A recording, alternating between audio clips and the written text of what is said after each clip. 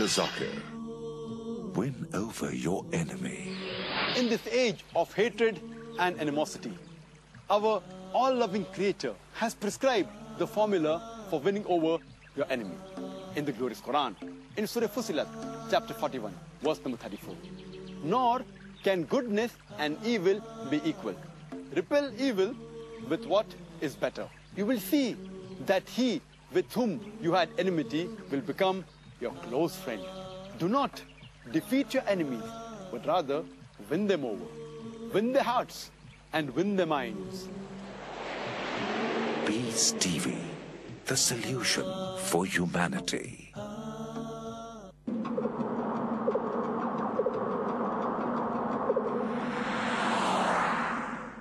And the cornerstone of the Islamic faith is the belief in one and only sole creator and sustainer of the entire universe. He alone deserves worship. And it is because of belief in one God that there can be universal brotherhood. That means the same God has created all the human beings, irrespective whether you're rich or poor, whether a male or female, whether black or white, whichever caste, color, creed you belong to, all of them are equal because you are created by one and only sole creator, Almighty God. Only if you believe in one God can you practice universal brotherhood. That's the reason that all the major religions which believe in the concept of God, on a higher level, they believe in the existence of one Almighty God. And according to Oxford Dictionary, religion means a belief in a superhuman controlling power, a God or gods that deserve worship and obedience. So in short, if you want to analyze any religion, you have to understand the concept of God in that religion. And the best way to analyze the concept of God in any religion is not by looking at what the followers are doing, because many of the followers themselves do not know what the religious scriptures speak about Almighty God. The best way is to analyze what the scripture of that religion has to speak about Almighty God. And the glorious Quran says in Surah Al-Imran, chapter number 3, verse number 64, Kul ya ahlal kitab, say, O people of the book, ta'alaw ila kalmatin sawa'in bainana wa bainakum, that come to common terms as between us and you. Which is the first term?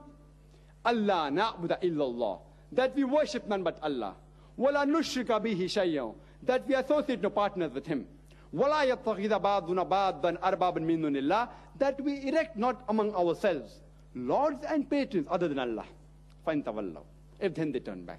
Fakulu shahadu, say ye bear witness, bianna muslimun, that we are Muslims, bowing our will to Allah subhanahu wa ta'ala. Allah shows you a way how to speak with different people. It says, ta'alaw ila kalmatin sawa'im bainana bainakum, that come to common terms as between us and you. Which is the first term?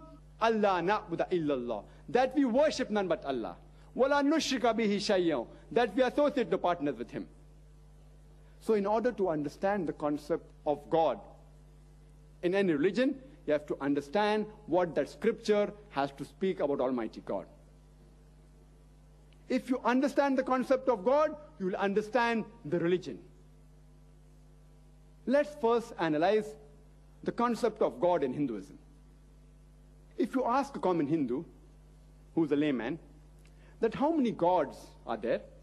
Some may say 3, some may say 100, some may say 1,000, while others may say 33 crores, 330 million. But if you ask a learned person who's well versed with the Hindu scriptures, he will tell you that the Hindus should actually worship only one God, and they should believe only in one God. But the common Hindu, he believes in a philosophy known as pantheism. What the common Hindu says, that everything is God. The tree is God, the sun is God, the moon is God, the monkey is God, the human being is God, the snake is God.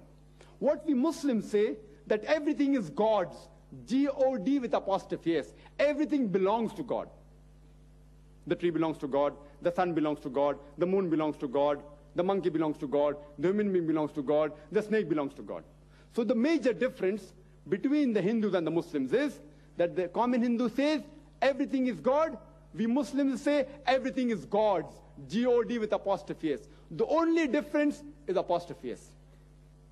If we can solve this difference of apostrophe S, the Hindus and the Muslims will be united. How do we do it? Quran says, "Ta'alaw ila kalmatin sawa'in baynana baynakum," that come to common terms as between us and you. Which is the first term? Allah na'budu illallah, that we worship none but Allah. The most common scripture, which is the most widely read by the Hindus, is the Bhagavad Gita. If you read Bhagavad Gita, chapter number 7, verse number 20, it says that all those whose intelligence has been stolen by material desires, they worship demigods. That means those whose intelligence has been stolen by material desires, they worship gods besides the one true God. And if you read the Upanishads, which is another sacred scripture of the Hindus, it's mentioned in the Chandogya Upanishad, chapter number 6, section number 2, verse number 1. Ekam evidityam. There is only one God without a second. It's mentioned in the Svetasvatara Upanishad, chapter number 6, verse number 9. Na kasya kasij janita nakadipa, which means of him, of Almighty God, there are no lords, neither does he have any parents. It's mentioned in the Svetasvatara Upanishad, chapter number 4, verse number 19. Na tasya pratima asti. Of him there is no likeness.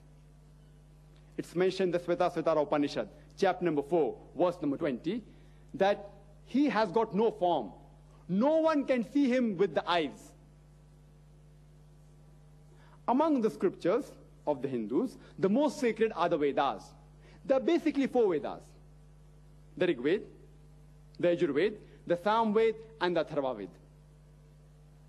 If you read the Yajur Veda, it's mentioned in chapter number 32, verse number 3. Natasya pratima asti. Of him there is no image. Almighty God has got no images. It's mentioned in the Yajur Veda, chapter number 40, verse number 8, that Almighty God is bodiless and pure.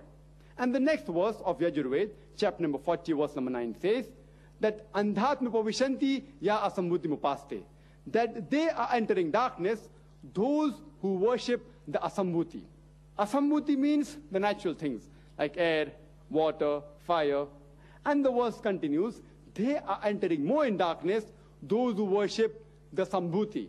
Sambhuti are the created things like chair, table, idols, etc. Who says that? Yajur Veda, chapter number 40, verse number 9.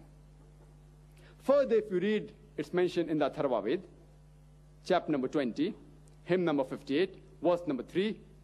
Dev Mahaosi, verily great is Almighty God.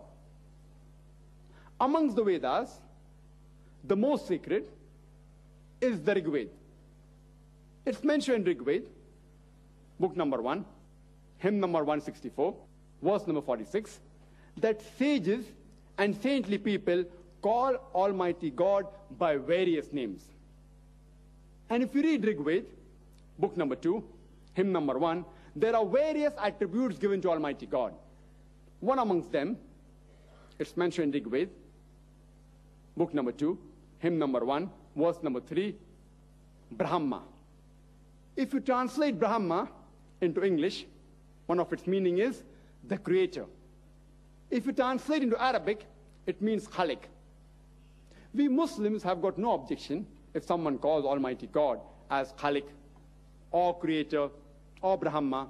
But if someone says that Brahma is Almighty God, who has got 4 heads, and on each head is a crown, we Muslims take strong objection to it. Moreover, you are going against Svetasvatara Upanishad, chapter number 6, verse number 9, which says, Na tasya pratima asti. Of him there is no likeness.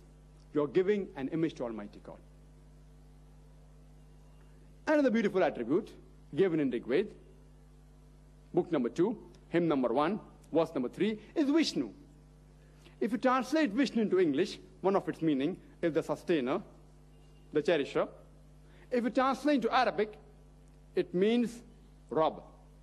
We Muslims have got no objection if someone calls Almighty God as Rabb, or Sustainer, or Cherisher, or Vishnu. But if someone says that Vishnu is Almighty God, who has got 4 hands, and one of his hands is the chakra, the discus, and one of the hands is the lotus, we Muslims take strong objection to it. Moreover, you're giving an image to Almighty God. You're going against Yajurved, chapter number 32, verse number 3, which says, Na tasya pratima asti.